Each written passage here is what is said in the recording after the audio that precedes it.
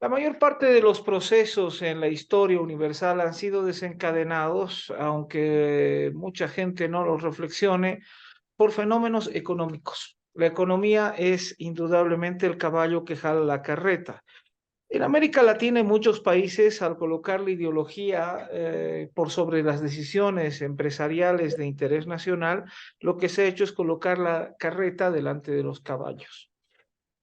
Hay que poner orden en las cosas, se encuentran justificativos para todo y lastimosamente los temas serios, que nuestro país tiene siente una recesión, hay un cambio paralelo del que no se quiere hablar. Las reservas del Banco Central de Bolivia no sabemos en qué estado están. Desde febrero no tenemos el reporte de lo que sucede con las mismas. Um, Estamos mandando la mitad de gas a la Argentina y por ende hay menos plata acá.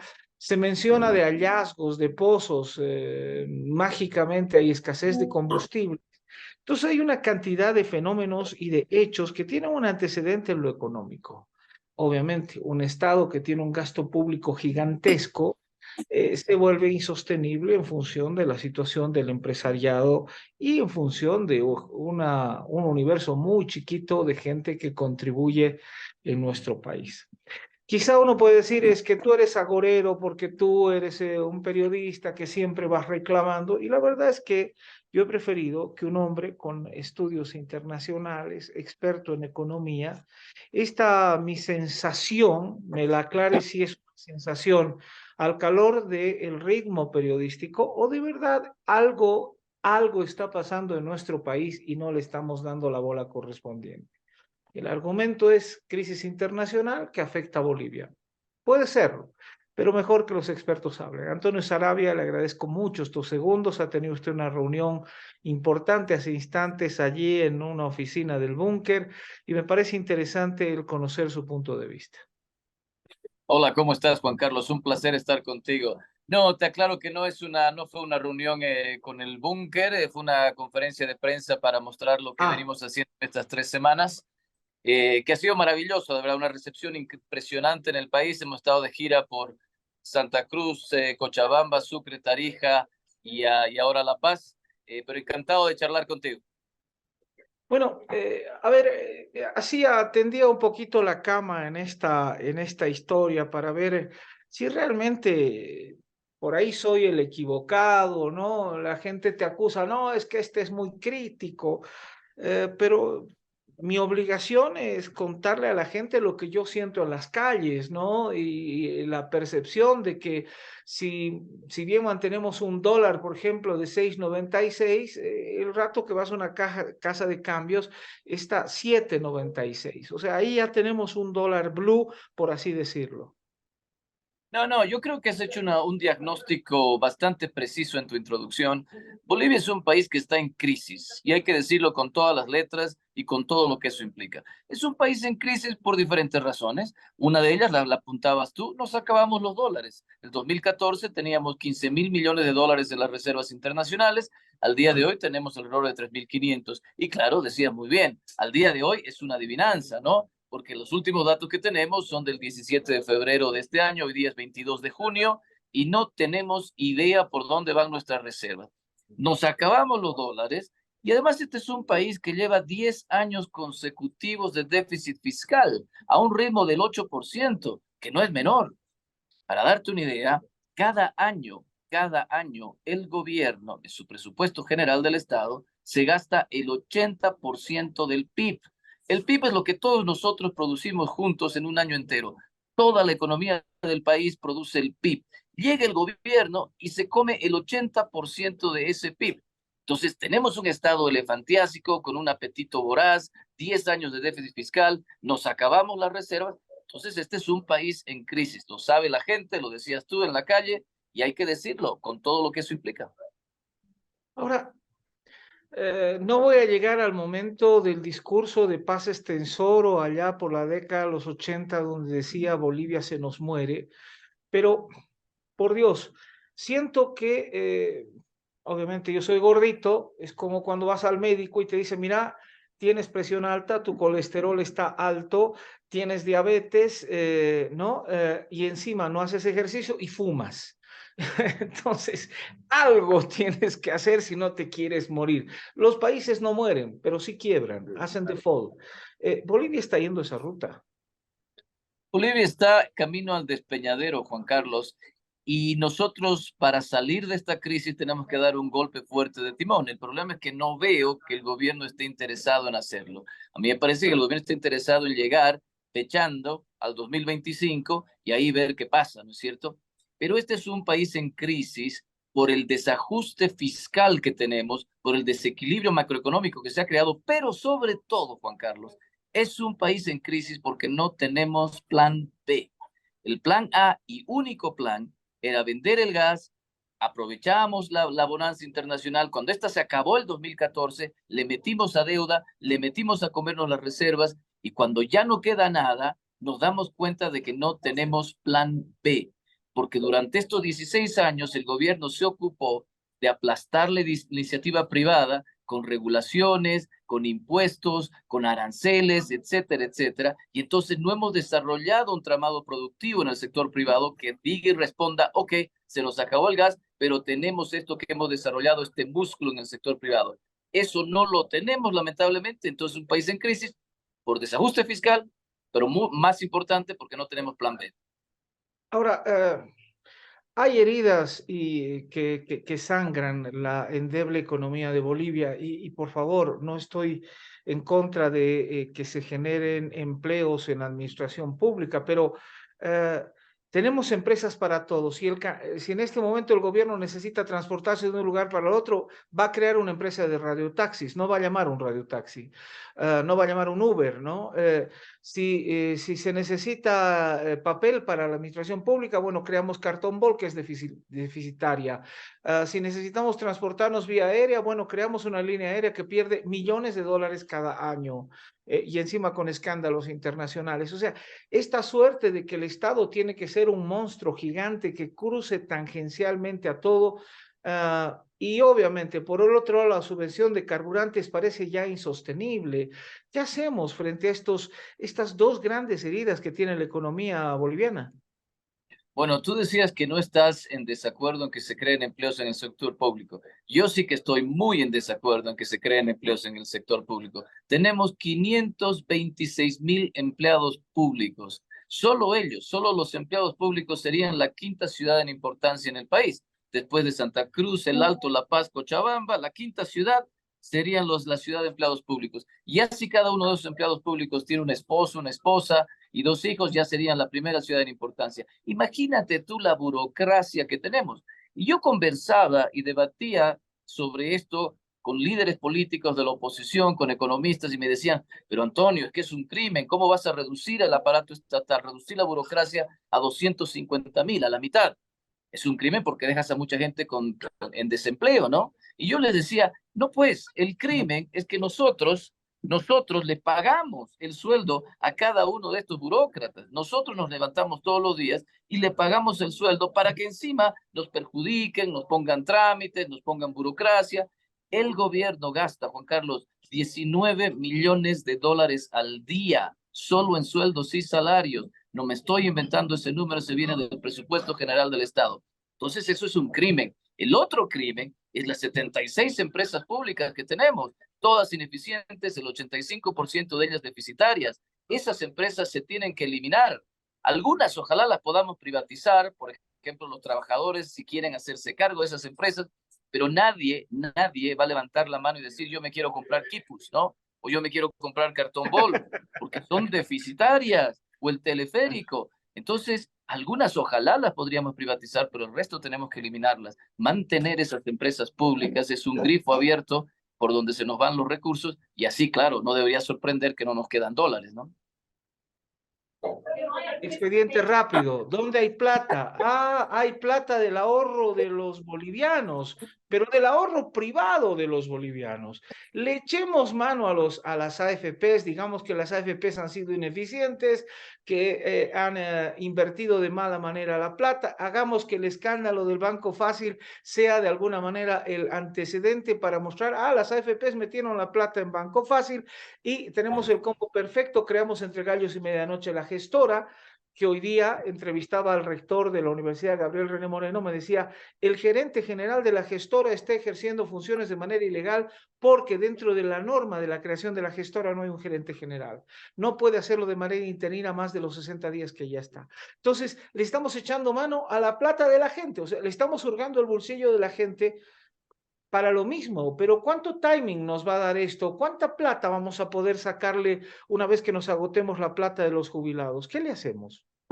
Es lo mismo de siempre, Juan Carlos. Son estos parches que además son ilegales, porque como tú dices, le meten mano a los ahorros de la gente, nos acabamos las reservas internacionales, a Bolivia le cuesta mucho ahora generar préstamos de organismos internacionales o préstamos en el mercado internacional, porque Bolivia es un país que tiene mucho riesgo país, nuestros bonos soberanos se venden a precio de gallina muerta, entonces el gobierno se queda cada vez más arrinconado, sin recursos. Entonces, claro, le vamos a meter mano a la plata de los ahorristas.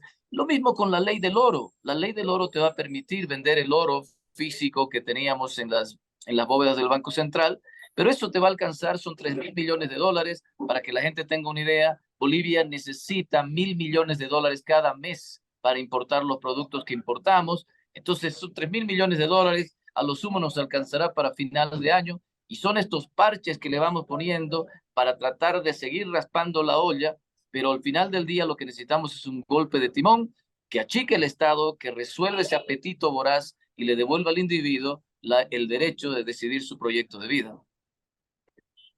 Ahora, cada vez eso es más omnipresente, ese estado sin ideas, ese estado que parecería no le interesa mucho lo que la gente piensa, es un estado que piensa más en feriados, en llevar a la fuerza empleados públicos para que celebren el año nuevo. Está la consigna antes que la lógica.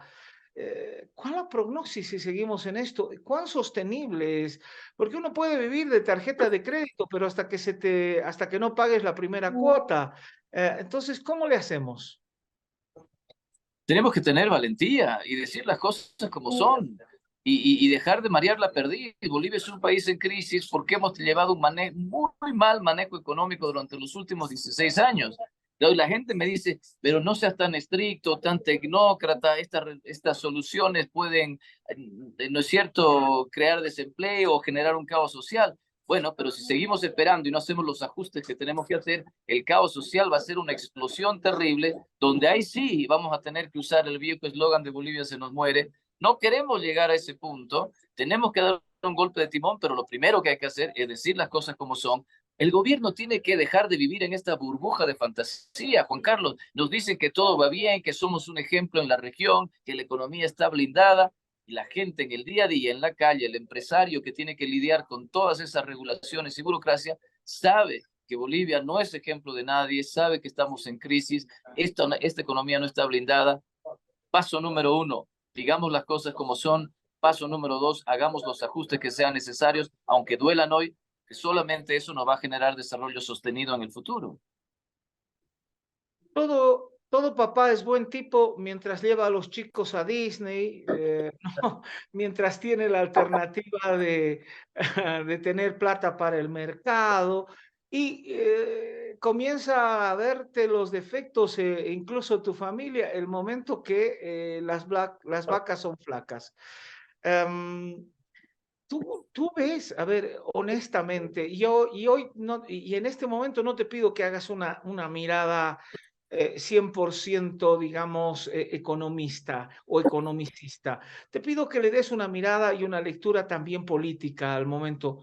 Tú lo ves a Luis Arce Catacora diciendo mi mayor fortaleza en el FODA que yo tengo era que era muy buen ministro de Economía y resulta que el momento que me tocó a mí manejar esto, opté por la decisión de cantar el canto de sirenas y no contarle la verdad a la gente.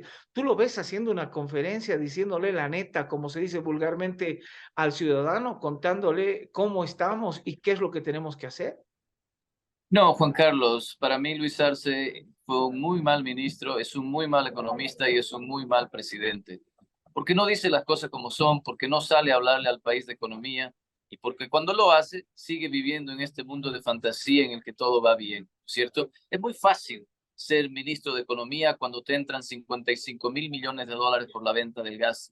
Eso fue lo que Bolivia facturó durante la bonanza del 2014. 55.000 millones de dólares solo por la venta del gas. Eso representa 4 veces el PIB del 2006. En 2006 llegó un angelito y nos dio 4 países. Y claro, hicimos cosas buenas con toda esa plata, ¿no? Hicimos una sede de UNASUR a la que nadie va, tenemos canchas de fútbol, tenemos un museo que aparentemente es muy lindo, aeropuertos a donde nadie llega. Estoy siendo sarcástico para la gente en la casa, ¿no? Sí, señor. Hicimos nada, no tenemos nada que mostrar después de esa bonanza de 55.000 millones de dólares. Y así, claro, uno es buen ministro de Economía porque llega la plata y la metes adentro de la economía nacional y parece que hay platita y la gente va muy bien, sacamos a gente de la pobreza, pero al final, como tú decías, esto es como llevarnos a Disney cada vacación, hasta que al final descubrimos que en realidad no teníamos esa plata, que a partir de 2014 nos empezamos a endeudar, nos comimos las reservas y ya cuando llega un punto en que no hay nada, vemos ahí, qué tan bueno habrá sido nuestro ministro de Economía, que ahora es presidente del país. Bolivia está en crisis, Juan Carlos, y hay que dar un fuerte golpe de timón, moviéndose hacia el liberalismo, porque si no, la cosa pinta muy feo. En las charlas que tú has tenido, este es como un secreto a voces, ¿no? En las charlas que tú has tenido, porque vamos, te han invitado de manera académica a muchos lugares y eres un hombre que le hablas raspadito y claro a la gente, lo que no nos gusta a los bolivianos a veces, ¿no? No nos gusta que nos digan, ¿no? Como el gordo cuando se sube una balanza, no te gusta que la balanza diga que no has hecho suficiente dieta. Bueno, no nos gusta que reconozcamos que no tenemos una economía blindada, no nos gusta que nos digan que somos los últimos en el fútbol, no nos gusta reconocer muchas cosas. Cuando tú has ido caminando por el país, ¿qué sensación has captado? Una sensación de muchísimo aprecio y cariño y respeto cuando la gente dice las cosas como son. La verdad que me ha sorprendido muchísimo. He hecho charlas con llenos completos en la Gabriel René Moreno, en la Universidad Mayor de San Simón, en la San Francisco Javier, en la Misael Saracho. Ayer he hecho una charla impresionante, casi 400 personas en la UPEA, en el Alto. Estoy hablando de universidades públicas, ¿no es cierto? Donde uno le decía, bueno, aquí probablemente hay que ir con guardaespaldas, porque si le decimos a la gente que la economía va mal y que el Estado es responsable de nuestro subdesarrollo, probablemente la gente se enoje, pero ha sido exactamente al revés. Yo creo que la gente está lista para abrazar las ideas de la libertad, los gremiales están listos para avanzar hacia la propiedad privada, los estudiantes, los dirigentes empresariales. Ayer tuve charlas con la Cámara Nacional de Industrias, también lo he hecho en Sucre.